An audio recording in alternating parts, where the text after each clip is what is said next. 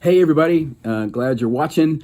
I don't know if you agree with me, but man, my life feels like it's on a loop sometimes. Just the same stuff over and over, especially lately. So many things are just like the same thing every day, like your video just kind of looping. So I thought about a lot of stuff that go along with that. One is, and not everybody really remembers this probably, but back in 2014 in March of that year, there was a Malaysia airline flight, Flight 370, that took off just like it was supposed to. And about 38 minutes later, the crew kind of, called in and they were talking about stuff, and then it was gone. This flight disappeared, and they still don't really know exactly what happened to everything with this flight. And it kind of was in the news and stuff, and then it sort of started fading away because it was what it was. But there was this one news channel that for 2 weeks, even though there was no new information and they didn't know anything else about what was going on, they just kept looping the same stuff every day, all day, just about this flight that they didn't know anything else about except what they'd known before. Why would they do that? Did people really just keep watching, knowing that it was the same story and that nothing was changing?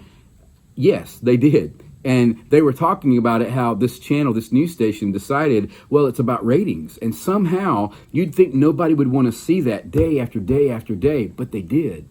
So here's a question to consider.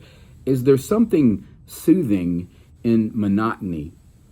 Are there that many people that are okay with nothing new, with just settling for this sort of consistency or the mundane of nothing to report? Maybe so. Maybe they've picked up on something. I guess it could feel a little bit relaxing. I don't know. But maybe no news is really good news, right? I don't know about that. I think Noah probably understood what it meant to have a life on loop as well. He starts telling everybody, look, I've got to build this boat. There's a flood coming and you need to be ready. And then he starts doing this thing. And it doesn't take him a few days. It doesn't take him a year. He did this for 100 years. And so for all that time, that was his life. That was his day after day after day. He's working on an ark and he's warning people. That could get old. It probably did get old. And now all of a sudden these people are walking by and they're like, hey man, you still on that thing? And somebody else comes by and says, seriously? I mean, I respect your faith and all, but I think maybe this thing's not going to happen. It had to be so frustrating for Noah, but he stuck with it. And I think that's the point. That's the whole idea that we're talking about today for just a few minutes, is sticking with God. Is that difficult? Is that difficult for you to stay with God, to stick with him, even when it feels like nothing's changing and nothing's happening the way you hoped it would? So a couple of more questions. When do you find yourself not wanting to stay with God? When things don't go your way, or when things around us are going in a way that you wish was different? But also, when are you more able to or willing to stick with God? When things do go your way, or maybe things in the world around us are as you prefer them to be? Well, Jesus understood. No, really, he really did. We say that sometimes, but I think he really did understand.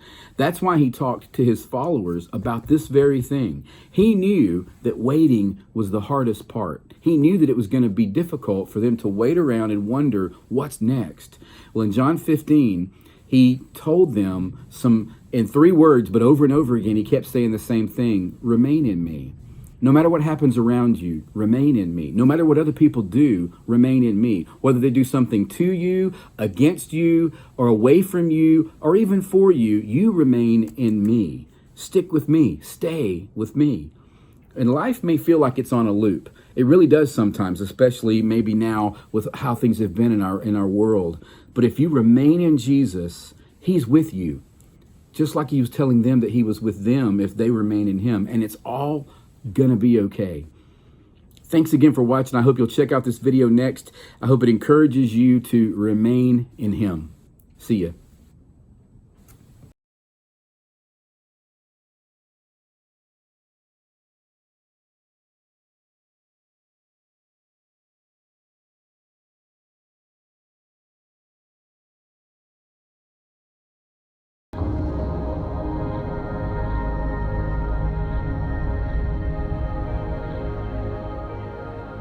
How do we grow? By strength or resolve? Can we make it so? Can we shape the course of our lives according to our purpose and designs? Or add a single hour to the measure of our time? How can we ever venture into what is unknown when we are incapable of the smallest change on our own? Looking back over the span of our lives, we can see the marks that testify to how far we've come, how much we've grown, how much of His grace we have been shown. The marks of maturity on our lives, the evidence of the work of Christ, the seed that He has planted in our heart. The Lord has also watered and will refine every part. It is His intention to give it growth until it comes to fruition. He has sealed it with His oath, that He who began this good work in you will see it through. In this lies our hope, not in what we do. But we do not grow alone. Our roots are intertwined, one with another, so that your strength is mine. While we wait in expectation, no growth can be seen. The tender shoots that so quickly spring up must grow strong, lest they remain frail and green. Would we be overwhelmed by perils in store that His timing seeks to prepare us for? Let us endure our trials with patience, for it's in His goodness that we trust, and hold fast to our commitment, resting in His faithfulness to us. His goal is for our good. On this our assurance falls, that He who began this good work will surely make it grow tall.